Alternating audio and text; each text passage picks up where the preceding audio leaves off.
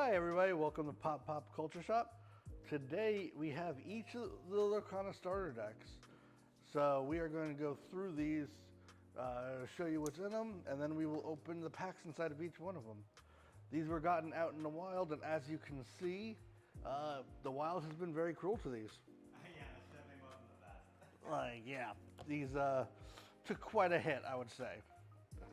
So let us first start with our green and red starter deck, which they call Daring and Deception. So in here, we have our booster pack, and then we have our starter deck in a nice little wax paper.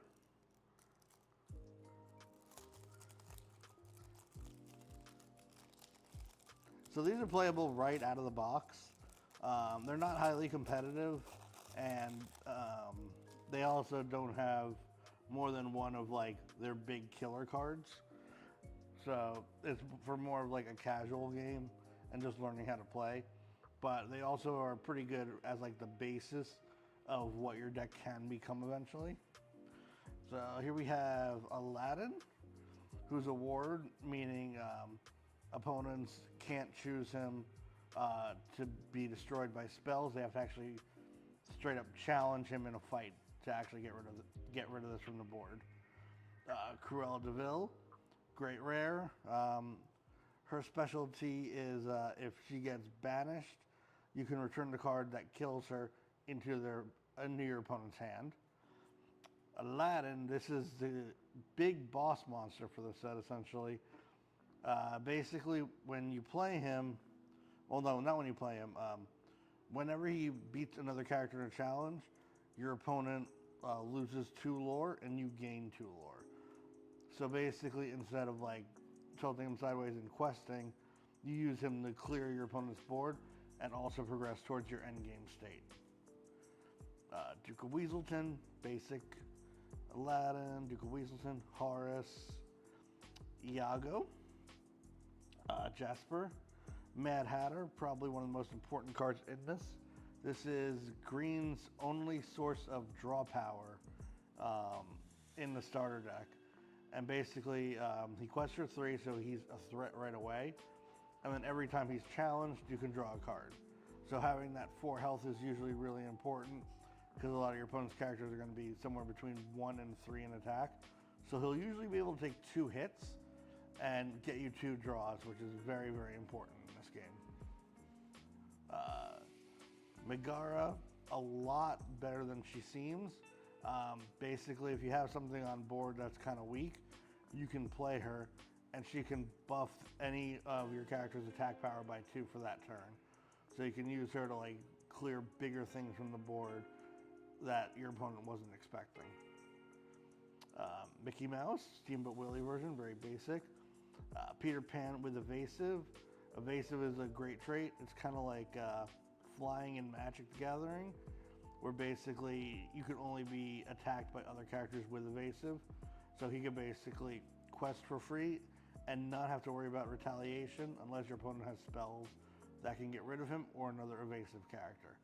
In a fight between the 3 starter decks, these cards come in clutch because there are very few things the other decks have that can deal with this. Mother Knows Best, bounce card back to your opponent. Stampede, do some extra damage to a character. Vicious Betrayal, great card for the villains.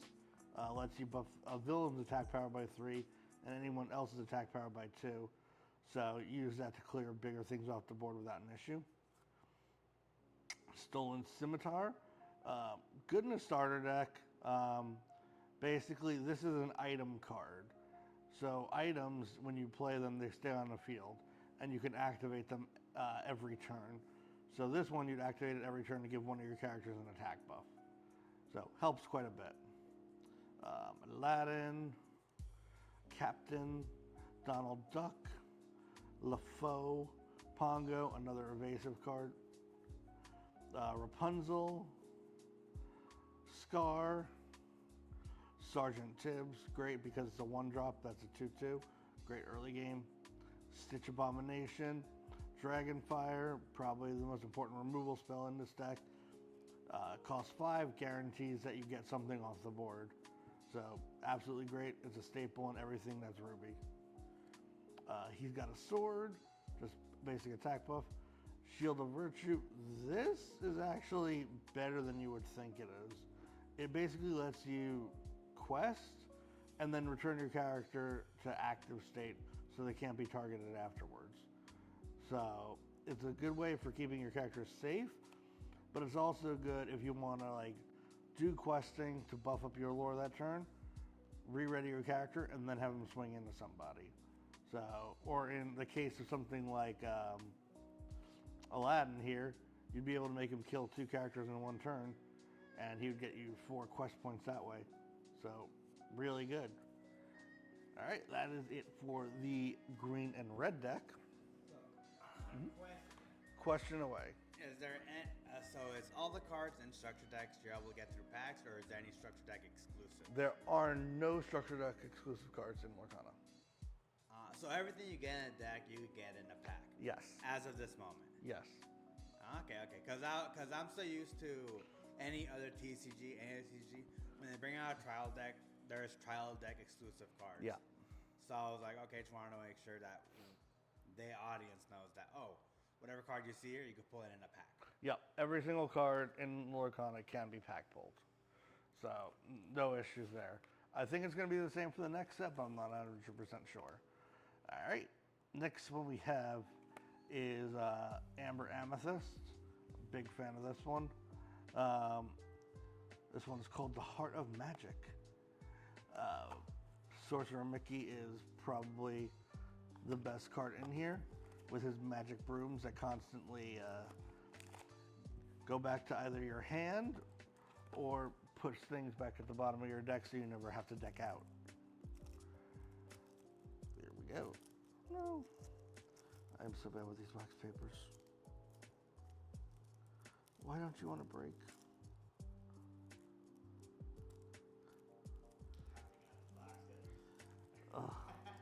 I don't want to because I'm afraid to cut the card.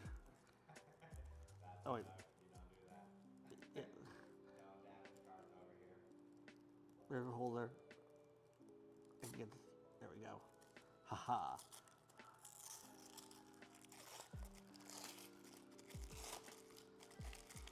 Yeah, that was nowhere near as clean as the first one. All right. So amber is kind of like a rush color mostly, from what I've seen so far anyway. So we start off with Ariel, who cannot sing. Moana, she lets you restand other princess characters so they can go questing, and then basically you restand if you want to have them swing into people and challenge them to death. Mickey Mouse, the Sorcerer Supreme. Basically, he can play brooms for cheaper, and whenever one of your broom characters is banished in a challenge, you can return it to your hand. So basically, you play the brooms, you have them swing in, or you have them quest, and then they go right back to your hand, and play them again. It's a never-ending cycle, and that's why he's so powerful. Cinderella, she is a singer, meaning she can sing song cards that are a higher cost than she is. So you could essentially play cards early by having her on the field. Hades, Hey Hey, Maximus, Mickey Mouse, Minnie Mouse, Stitch, Be Our Guest. This here is one of the song cards, for example. Basically, any of your characters, with the exception of this Ariel, because she is not allowed to sing songs, you can suspend them in order to sing the song for free if they have a cost equal to or greater than the cost of the song. Control Your Temper, Hakuna Matata, Part of Your World, Dingle Hopper, Dr. Facilier. Dr. Facilier is probably one of the best cards in the starter deck. Basically, he makes it so whenever one of your other characters is banished in a challenge, you return it to your hand. So basically, you can have things die and you have no consequence for it. They just go right back to your hand and you can replay them. And endless resources. It's why Amethyst is so dangerous. Dr. Facilier, Flotsam, Jafar, Jetsam, the Magic Brooms, one of the most important cards in this. Maleficent, great card, lets you draw on play, so just free value. Olaf, Pascal, this chameleon gets evasive as long as somebody else is on the field with him. So he's really good for that. Rafiki is a rush character. Basically means you can play him and you can challenge somebody the second you play him. So you can use him to clear boards that people aren't expecting, because normally characters have summoning sickness and you can't swing with them when they come on the field. But he can. Sven, the Wardrobe, Yzma, Friends on the Other Side, probably the best card in this deck, period. It is a 3-drop. It is a song, so characters can sing it. And it's just draw 2 cards. It's just all value. You just get to draw 2 cards. It's great. Great for deck cycling and great for getting you out of a pinch. So that is the Amber Amethyst. And next up, we have Steel Sapphire. Before we start that one up, Yes. I have to throw another question. How do you win in a game of Lorcana? So, you've heard me throw this term around called questing. Yeah, that's why I'm hoping that people who are getting into the game watch this video. So I just want to throw some basic questions that help, that'll answer some questions about the game. So, basically, every card has these little icons on them, and these are their quest icons. If they don't have them, that means they can't quest. So essentially what you do is, on your turn, instead of attacking another player to do damage to them directly, you send your character on a quest. And basically you get 2 points for this. You'd get 1 point for questing Aladdin. And your goal is to reach a total of 20 points. There are cards that can reduce your questing points. There are other cards that can buff them. There's other cards that let you restand and request. So there's a lot of little combos that you can do, especially in the coming color we're about to see, Sapphire. There's a very well-known aerial, what we will call an OTK deck, because it's a one-turn kill deck, where you would she's basically, her ability is to unsuspend every time you play an item on the field. She quests for 1, so you put out enough stuff to let her quest for 5, have her quest, play an item, restand, have her quest, play an item, restand, have her quest, play an item, restand, and boom, there's your 20. Okay, so just a quick recap. The first person to 20 lower points wins. Yes. So it's not like your life point, your traditional life points. Yeah, you're not damaging your opponent. You are instead uplifting yourself as a storyteller. I see. Trying to get that. That's this. Okay. Trying to make it peaceful. Trying to get peaceful. Alrighty. So 20 points to lures. Let's get into this third structure deck. All right. Or starter deck. I'm so used to structures. I know, right? Oh, this one actually is completely shut. That's nice. A little harder to open.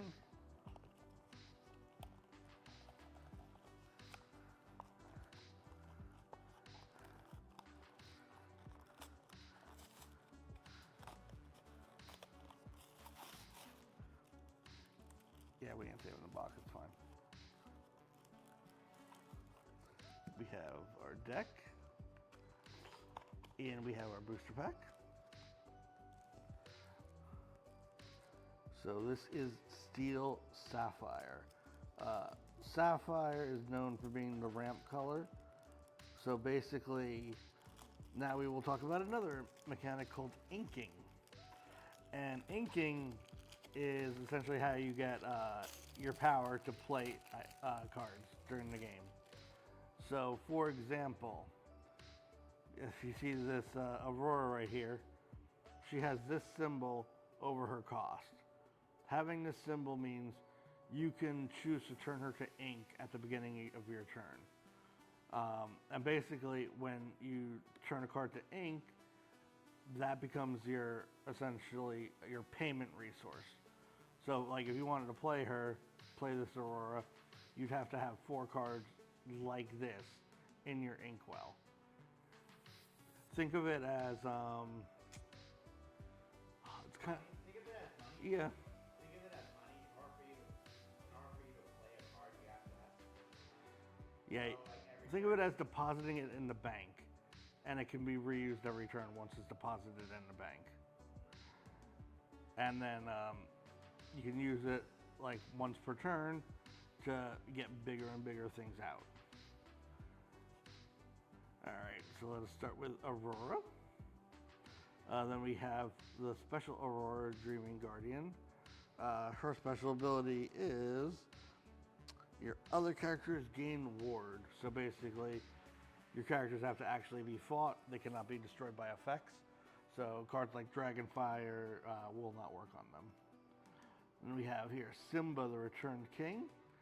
He has this special ability known as Challenger. So Challenger makes it so that when he's attacking another character, he gets a bonus 4 power. So he goes from a 4/6 to an 8/6 when he's attacking another character. And then he also has the Pounce ability, meaning he can attack characters that have evasive. So super strong, great counter to the red-green especially. All right, Aurora, Flounder, Grammatala, probably one of the best blue cards. Basically, you play her, you keep questing with her, and your opponent either has to deal with it, like they have to deal with you getting a quest point every turn, or they got to get rid of Grandma. And you want them to get rid of Grandma because when Grandma goes, she goes into your inkwell, and she is part of the ramp strategy for like getting this deck to get big stuff out fast. So Grandma is absolutely essential for that. We got Jasmine, Maleficent. Maleficent, a different version, a much stronger version. This one is a 3/6 and a quest for 3. So this is a big threat on board. You got to get rid of it the second it shows up, otherwise it can start causing you problems. Detective Mickey. Mickey is another ramp card. When you play him, you get to put the top card of your deck without looking into your inkwell. So there's a chance you might end up losing something you really need because you never get to see what that is. It just goes directly in the ink. So yeah, it makes it a little hard to plan strategies ahead. But otherwise, he's really good. Like, he's an essential ramp card. Mufasa. Scar. Develop your brain. One jump ahead. Once again, another ramp card. Basically, it's a song. You put the top card of your deck in your inkwell. Like, once again, you don't know what you're losing, but hey, you get extra ink out of it.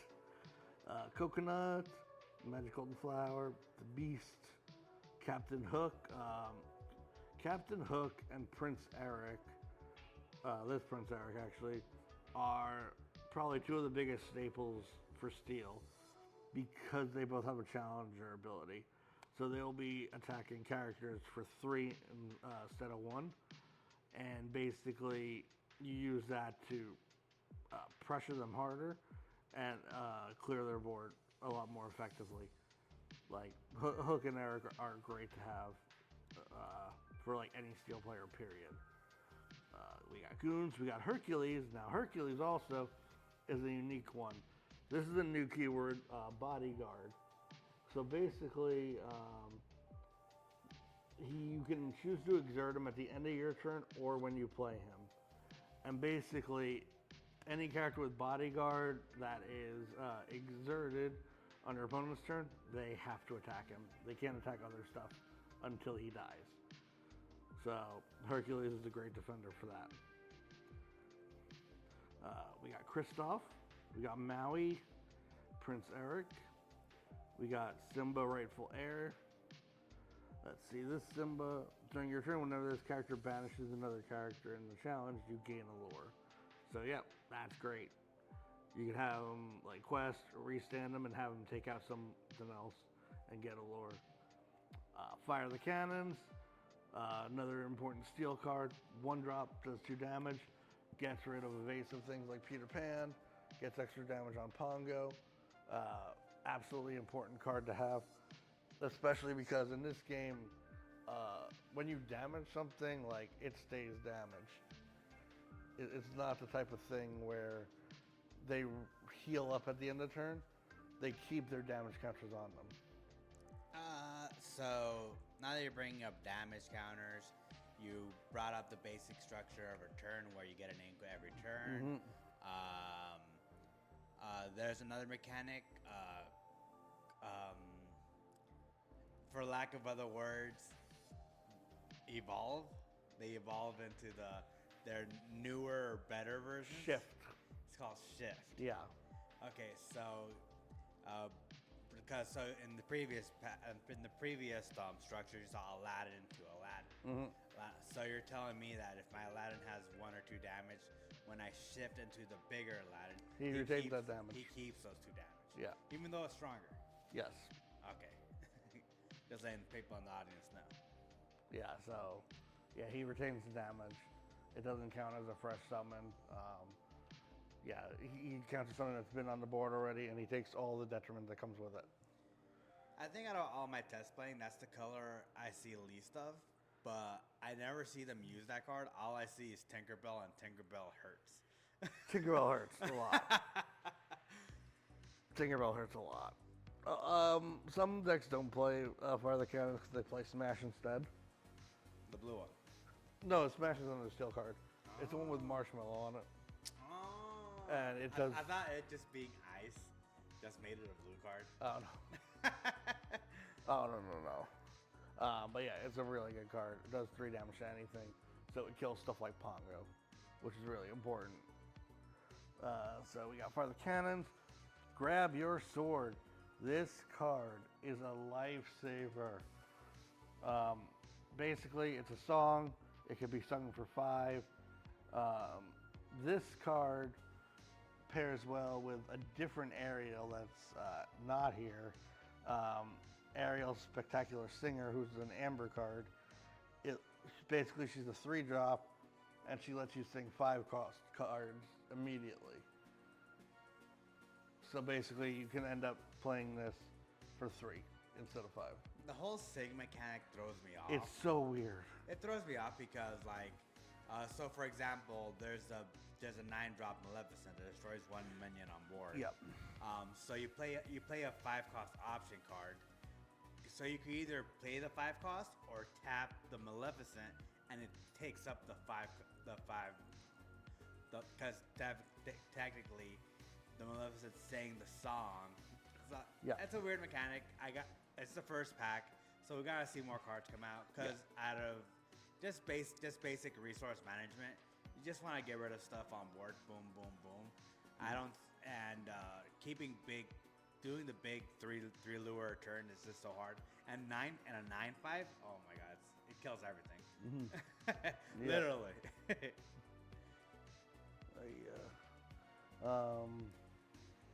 All right. The rest of this deck is. Oh yeah. So the other big thing with Grab Your Sword is it's a board-wide attack. So it hits basically every character your opponent has for 2 damage. So you can use that to clear boards easily. Very, very handy against, what was it? I think it's... Green and red? Yeah, it's very handy against green specifically. Because they have a lot of cards that like can bounce you back if you kill them. So basically, what you would do to get around that entire effect is for like a card like Flynn Rider, who's a 2/3. Hate the card. Yeah, you'd hit him for 2, and then you would play this. So this is the card that kills him, and basically because when Flynn Rider dies by battle or by challenge, you have to discard a card. Oh, I thought he was a bounce. Bounce or discard? He might be a discard. Cheshire bounces. Yeah, Cheshire bounces. Yes, he makes you discard a card. I hate the card.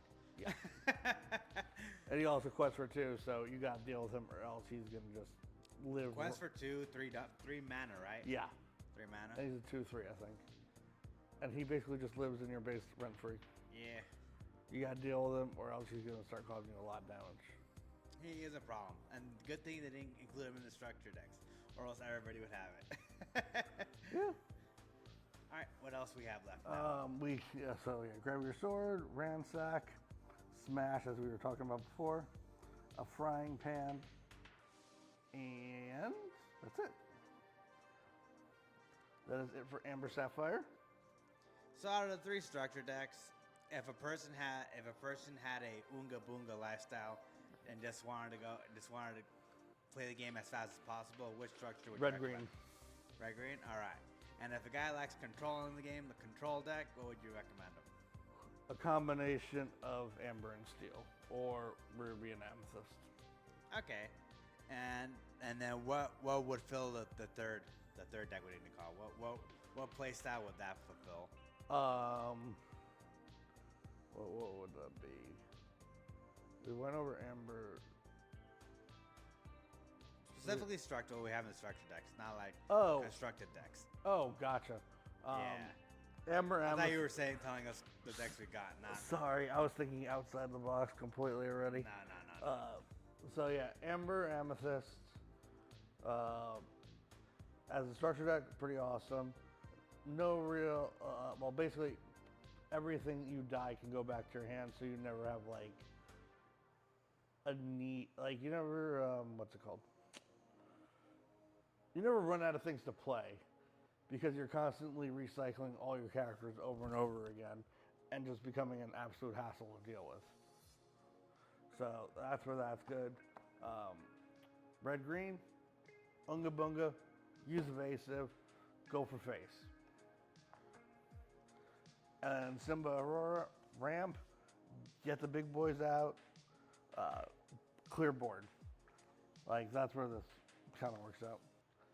And now, the most important part of all, opening the 3 booster packs that came with the starter decks.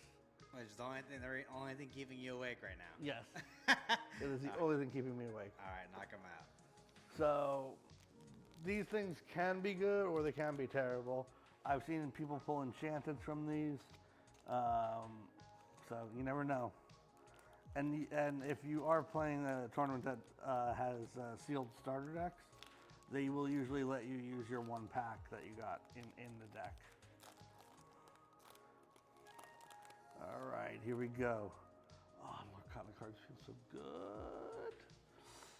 All right, freeze. No comment. Soul and Scimitar. Develop your brain. Abu.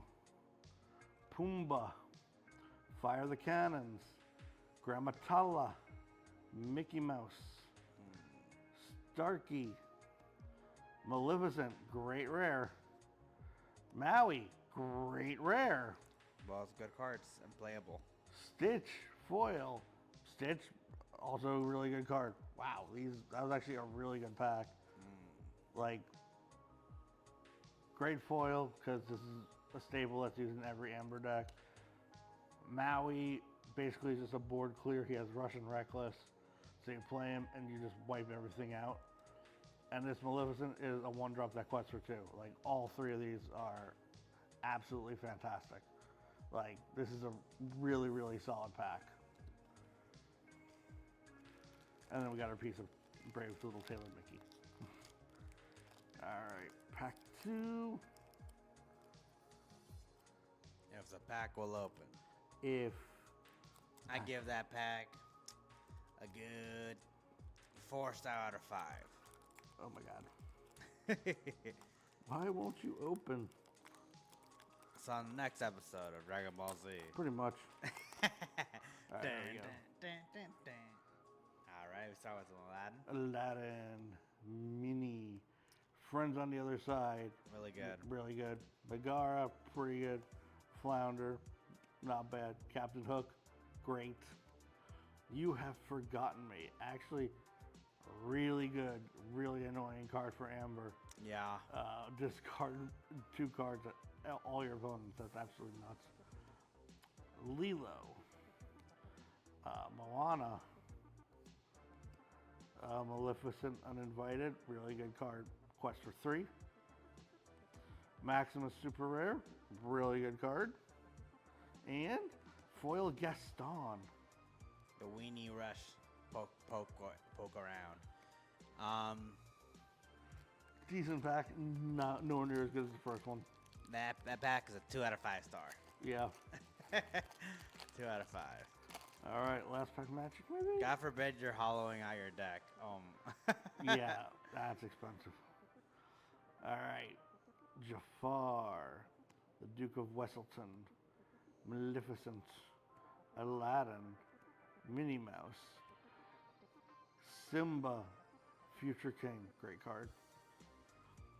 The Beast is Mine. I now understand why this card is awesome. Basically, for the next set coming out, this works well with the new Legendary Bell card.